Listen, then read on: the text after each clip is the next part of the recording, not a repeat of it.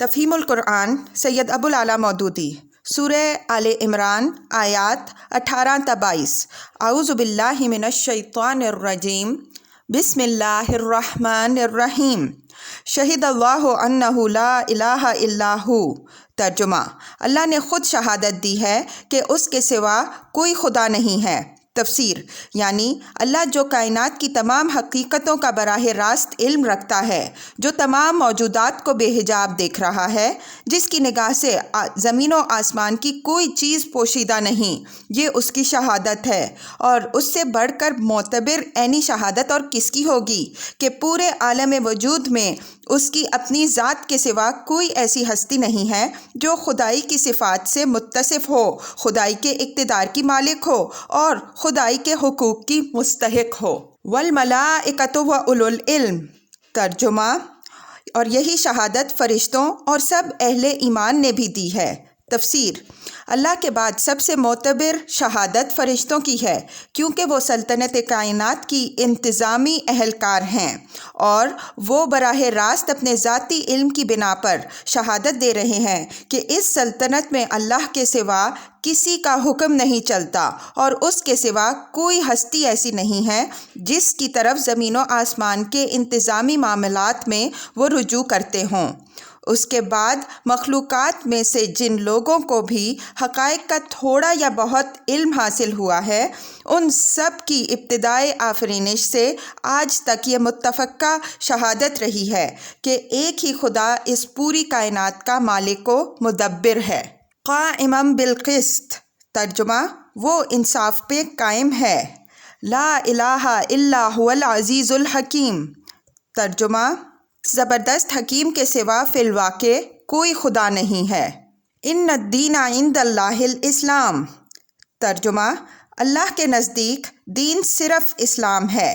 تفسیر: یعنی اللہ کے نزدیک انسان کے لیے صرف ایک ہی نظام زندگی اور ایک ہی طریقہ حیات صحیح و درست ہے، اور وہ یہ ہے کہ انسان اللہ کو اپنا مالک و معبود تسلیم کرے اور اس کی بندگی و غلامی میں اپنے آپ کو بالکل سپرد کر دے، اور اس کی بندگی بجا لانے کا طریقہ خود نہ ایجاد کرے، بلکہ اس کے اپنے پیغمبروں کے ذریعے سے جو ہدایت بھیجی ہے، ہر کمی و بیشی کے بغیر صرف اسی کی پیروی کرے۔ اسی طرز فکر و عمل کا نام اسلام ہے، اور یہ بات سراسر بجا ہے کہ کائنات کا خالق و مالک اپنی مخلوق اور رعیت کے لیے اس اسلام کے سوا کسی دوسرے طرز عمل کو جائز تسلیم نہ کرے۔ آدمی اپنی حماقت سے اپنے آپ کو دہریت سے لے کر شرک و بت پرستی تک ہر نظریے سے ہر منسلک کی پیروی کا جائز حقدار سمجھ سکتا ہے، مگر فرمانروائے کائنات کی نگاہ میں تو یہ نری بغاوت ہے۔ وَمَا اخْتَلَفَ الَّذِينَ أُوتُوا الْكِتَابَ إِلَّا مِن بَعْدِ مَا جَاءَهُمُ الْعِلْمُ بَغْيًا بَيْنَهُمْ۔ ترجمہ: اس دین سے ہٹ کر جو مختلف طریقے ان لوگوں نے اختیار کیے جنہیں کتاب دی گئی تھی، ان کے اس طرز عمل کی کوئی وجہ اس کے سوا نہ تھی کہ انہوں نے علم آ جانے کے بعد آپس میں ایک دوسرے پر زیادتی کرنے کے لیے ایسا کیا۔ تفسیر: مطلب یہ ہے کہ اللہ کی طرف سے جو پیغمبر بھی دنیا کے کسی گوشے اور کسی زمانے میں آیا ہے، اس کا دین اسلام ہی تھا، اور جو کتاب بھی دنیا کی کسی زبان اور کسی قوم میں نازل ہوئی ہے، اس نے اسلام ہی کی تعلیم دی ہے۔ اس اصل دین کو مسخ کر کے اور اس میں کمی و بیشی کر کے جو بہت سے مذاہب نوع انسانی میں رائج کیے گئے، ان کی پیدائش کا سبب اس کے سوا کچھ نہ تھا کہ لوگوں نے اپنی جائز حد سے بڑھ کر حقوق، فائدے اور امتیازات حاصل کرنے چاہے، اور اپنی خواہشات کے مطابق اصل دین کے عقائد، اصول اور احکامات میں رد و بدل کر ڈالا۔ وَمَن يَكْفُرْ بِآيَاتِ اللَّهِ فَإِنَّ اللَّهَ سَرِيعُ الْحِسَابِ۔ ترجمہ: جو کوئی اللہ کے احکام و ہدایات کی اطاعت سے انکار کر دے، اللہ کو اس سے حساب لیتے کچھ دیر نہیں لگتی۔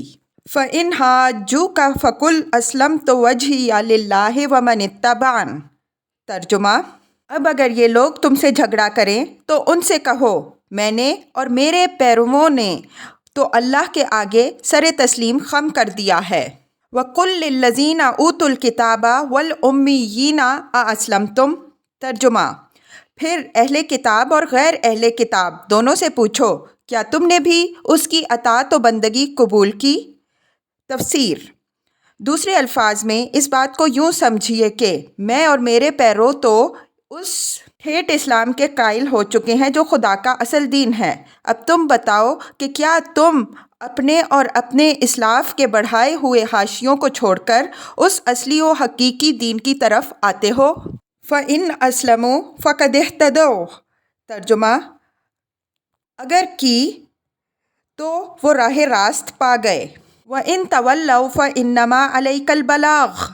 ترجمہ: اور اگر اس سے منہ موڑا تو تم پر صرف پیغام پہنچا دینے کی ذمہ داری تھی۔ وَاللَّهُ بَصِيرٌ بِالْعِبَادِ۔ ترجمہ: آگے اللہ خود اپنے بندوں کے معاملات دیکھنے والا ہے۔ ان الذین یکفرون بآیات اللہ ویقتلون النبیین بغیر حق ویقتلون الذین یأمرون بالقسط من الناس فبشرہم بعذاب علیم۔ ترجمہ: جو لوگ اللہ کے احکام و ہدایات کو ماننے سے انکار کرتے ہیں اور اس کے پیغمبروں کو ناحق قتل کرتے ہیں اور ایسے لوگوں کی جان کے درپے ہو جاتے ہیں جو خلق خدا میں سے عدل و راستی کا حکم دینے کے لیے اٹھیں، ان کو دردناک سزا کی خوشخبری سنا دو۔ تفسیر: یہ تنزیہ انداز بیان ہے۔ مطلب یہ ہے کہ اپنے جن کرتوتوں پر وہ آج بہت خوش ہیں اور سمجھ رہے ہیں کہ ہم بہت خوب کام کر رہے ہیں، انہیں بتا دو کہ تمہارے ان اعمال کا یہ انجام ہے۔ اولئک الذین حبطت اعمالہم فی الدنیا والآخرہ۔ ترجمہ: یہ لوگ ہیں جن کے اعمال دنیا اور آخرت دونوں میں ضائع ہو گئے۔ تفسیر: یعنی انہوں نے اپنی قوتیں اور کوششیں ایسی راہ میں صرف کی ہیں جس کا نتیجہ دنیا میں بھی خراب ہے اور آخرت میں بھی خراب ہے۔ وما لہم من ناصرین۔ ترجمہ: اور ان کا کوئی مددگار نہیں ہے۔ تفسیر: یعنی کوئی طاقت ایسی نہیں ہے جو ان کی اس غلط سعی و عمل کو سفل بنا سکے یا کم از کم بد انجامی ہی سے بچا سکے۔ جن جن قوتوں پر وہ بھروسہ رکھتے ہیں کہ وہ دنیا میں یا آخرت میں یا دونوں جگہ ان کے کام آئیں گی، ان میں سے فی الواقع کوئی بھی ان کی مددگار ثابت نہ ہوگی۔